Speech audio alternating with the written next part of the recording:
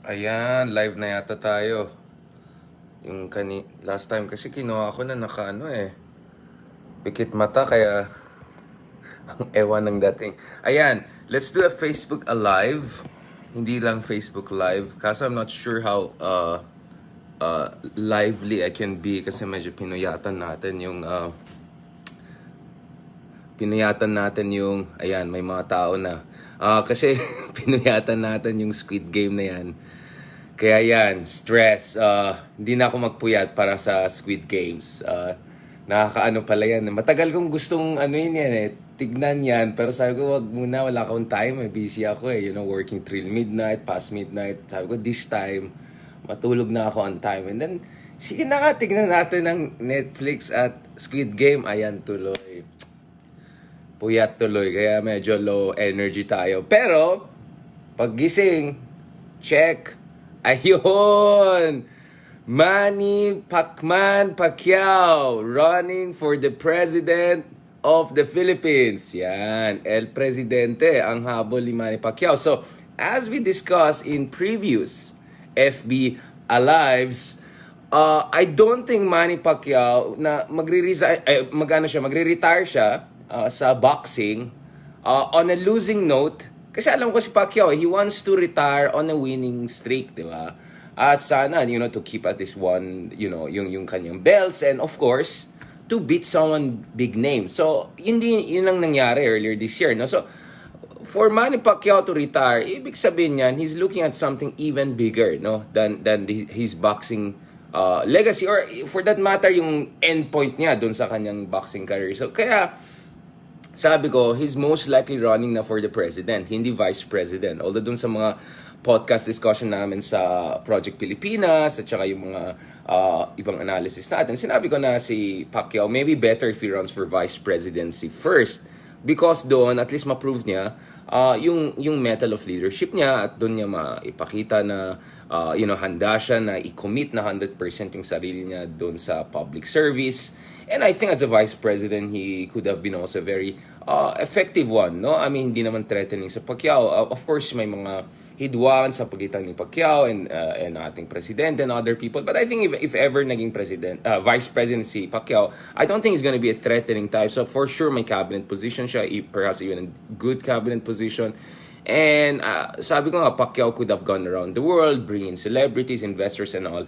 But more importantly, yung 6 years ng vice presidency potentially, could have given him a chance talaga to, hone and harness and bring out really the best public servant, yung inner public servant niya, no. So yun ang basa ko doon. But surveys matter pagdating sa decision making mga teams, and I think so a number of things happen na nag-run for presidency si Pacquiao. Una-una, hindi nag-work yung united opposition talks. So hindi nag-work yung push for team up ni Isko and Pacquiao. I think Manny Pacquiao was willing to step down and not run head-to-head against Isko if ever, there were certain agreements on certain issues. But I think Isko Moreno made it clear na he wants to be a healing president, no?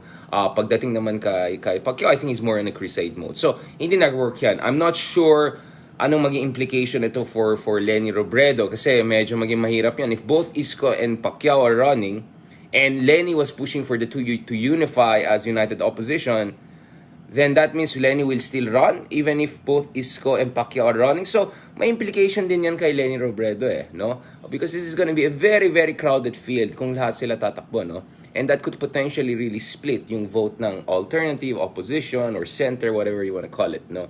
If on the other side, tatakbo si Bongbong Marcos, and I don't know if Sara Duterte will still run, no? But let's see. I mean, she's still leading in the surveys, but let's see. Now, so the first thing is hindi nag-work yung united opposition.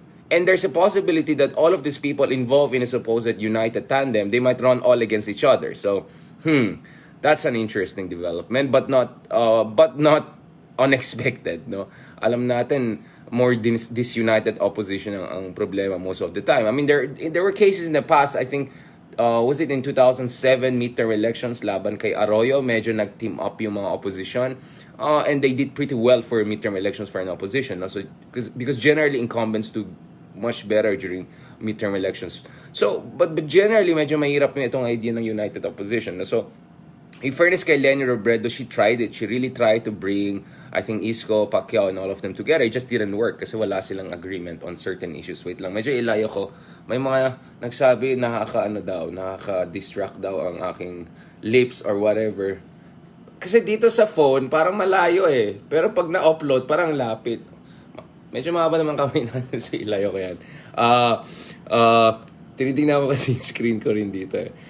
Looking at some of the data and numbers para sigurado tayo kasi hindi tayo kwentong barbero, haka-haka lang. We really look at the numbers here, no. So, the second I think issue for Pacquiao is that I think he feels na ito yung momentum niya. Now, he retired, he's still in the afterglow of yung kanyang boxing greatness, no, yung one of the greatest at least in the world, no, and definitely the greatest Asian boxer ever, no. So siguro so he wants to run on the momentum of that. Now there's this outpouring of support and outpouring of even sympathy, no, kasi medyo he made this very humble note, no.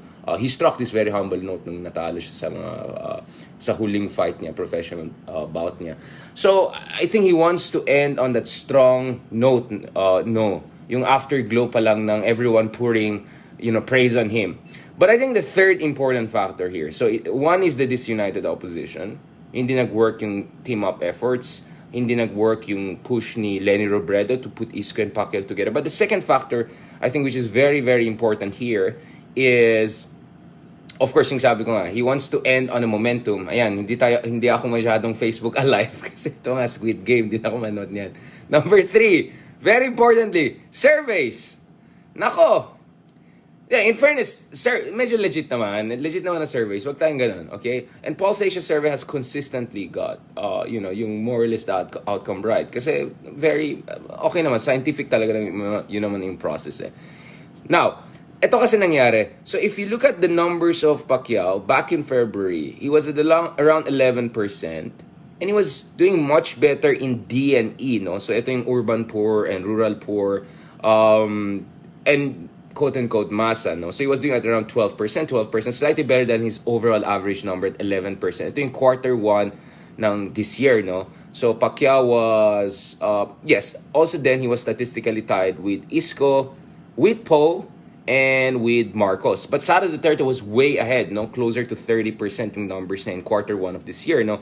And Sara Duterte was running at around 60% of Mindanao, while Pacquiao was running at around 16% of Mindanao. But still, the two of them were the two dominant candidates pagdating sa Mindanao. And Grace po was third, interestingly. Now, if you look at Q3,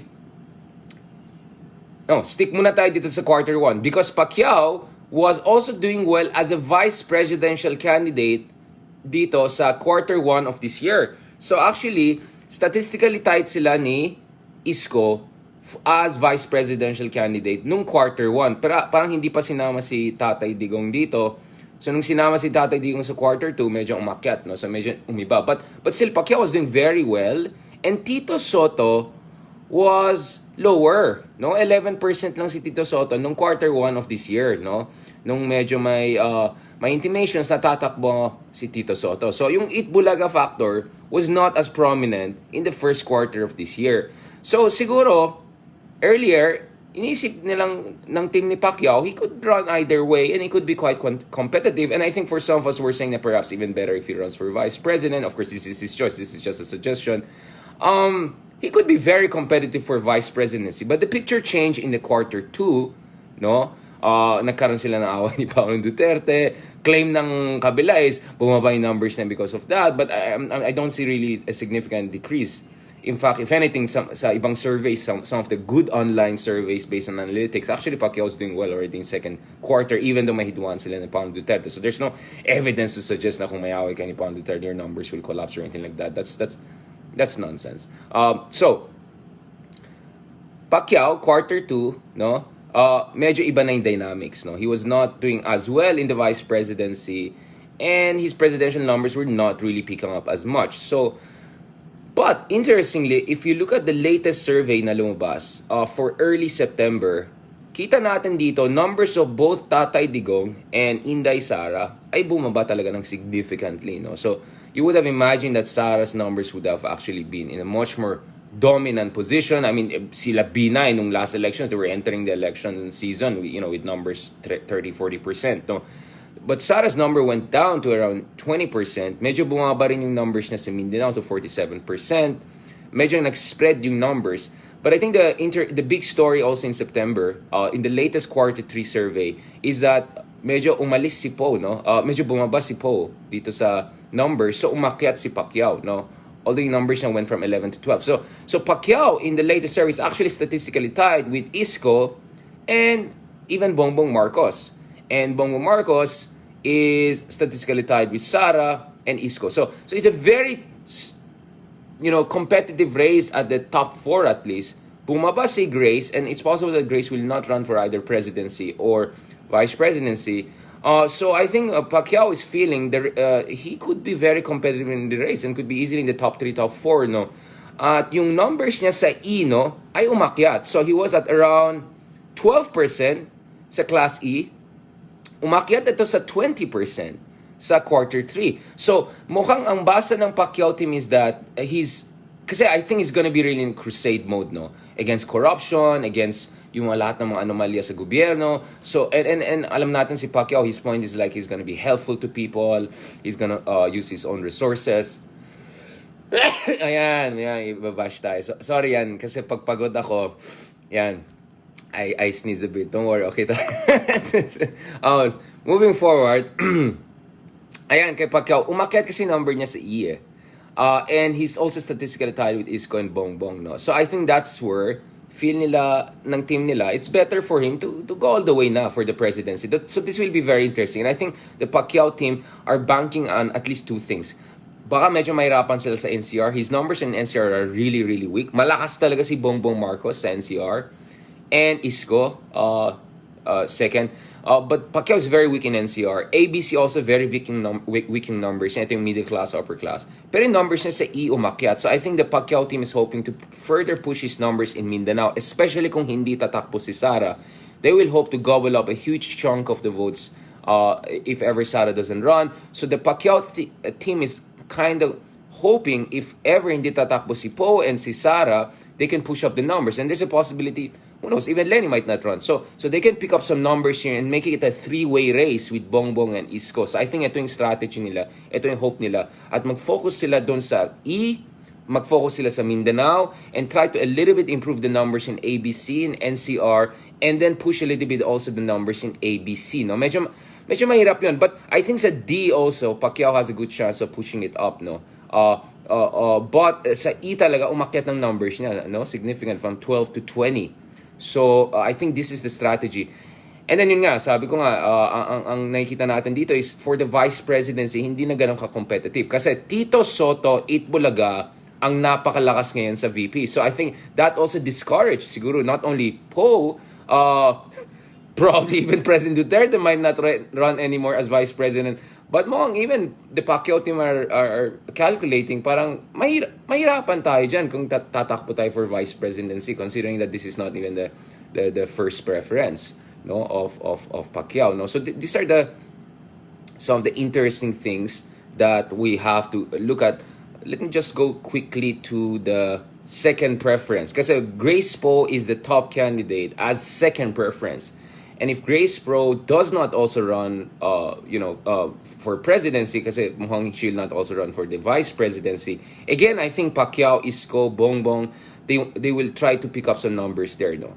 Kaya I think that's why the hope of the Pacquiao team is that they can enter this race in a very competitive way, make it a 3-way race or 4-way race, no? Medyo naghang na yung computer ko sa daming files dito.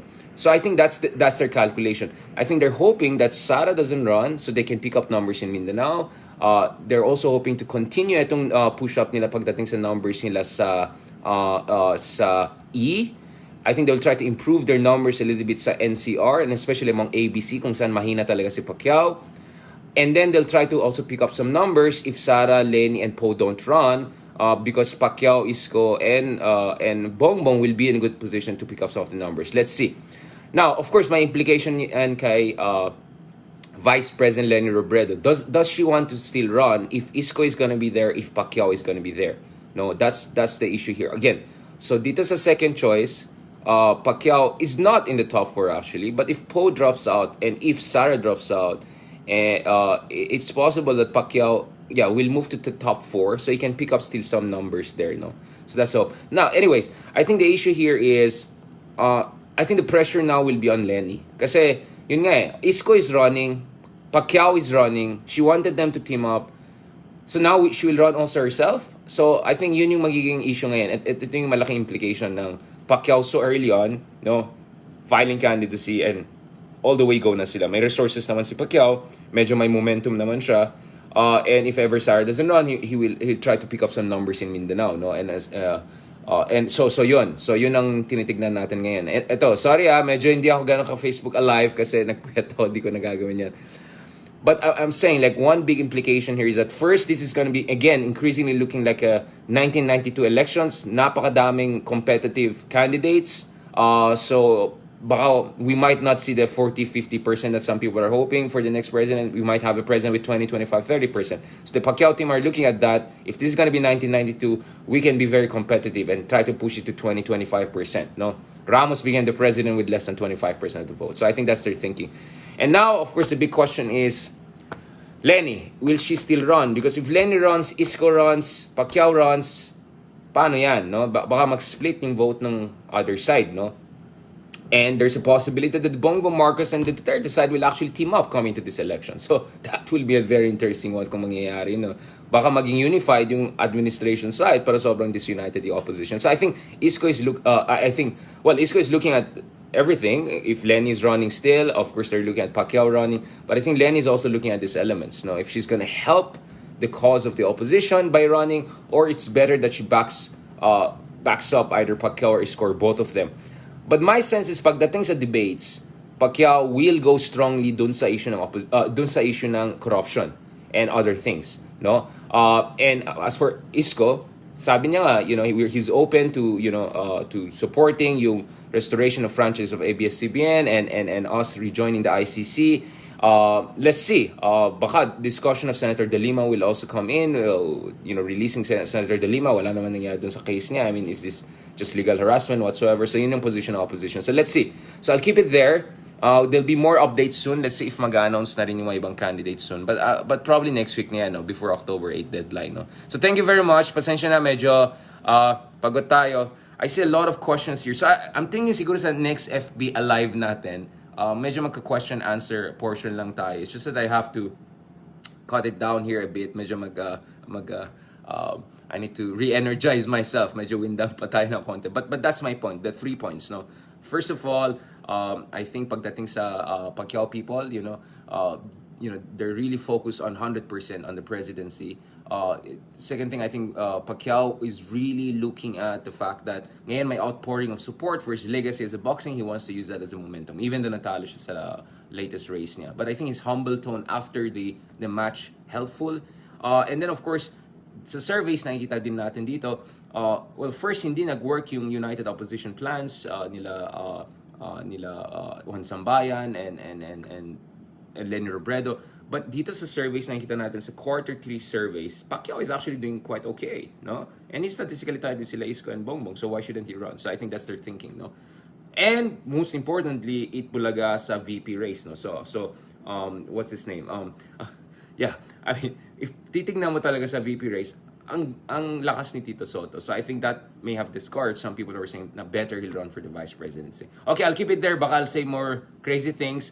But this is it. Ayan na. This is crazy, man. This is gonna be a circus. This is gonna be really a... Whew! What a race. What a race. So looking forward to the debates and more discussions with you guys. Maraming salamat. Next time, we'll do more question and answer. Medyo pahinga ako ng konti, and I have to actually write an article analysis also on this, how the elections is shaping up. God bless po. Maraming salamat. Thank you very much. Continue to support us. We'll try to do it more on the Eat Bulaga schedule of 1 to 2 p.m. next time. No, medyo, yun lang na puyat tayo sa Squid Games. Okay, bye-bye.